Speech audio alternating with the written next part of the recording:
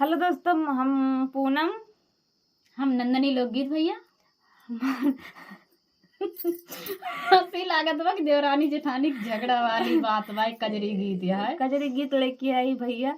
और दोनों जने चैनल का आप सभी सपोर्ट करत जाई हैं। का दोनों जने कैसे कैसे का होता है कजरी गीत के माध्यम से सुनत जाए। कैसे लगे कमेंट करके बतावत जाइए कि हमारे नैहर कहो चुनरिया जेठानी लिही चोराई ना।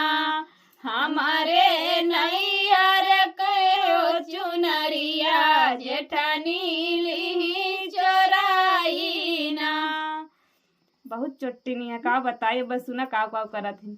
अरे हुआ तब भोर हम पुलिस बोलायो, हुआ तब भोर हम पुलिस बोलायो। हमारी जेठानी चतुर सयानी पैसा दी थमाई ना।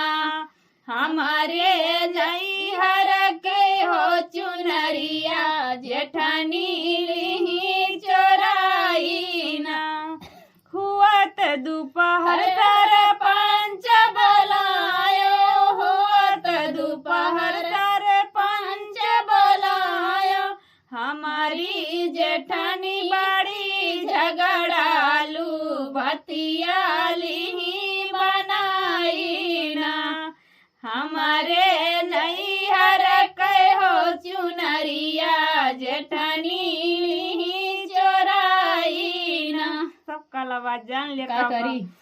अरे हुआ त साँझ हम पिया से बतायो, हुआ त साँझ हम पिया से बतायो। जेठानी हमारी बड़ी डेरा कुल चुनरी दिही बहाई ना। हमारे नैहर कहो चुनरिया जेठानी लिही चोराई ना। ठिकाना आखिर में बहा दी ना। का करी।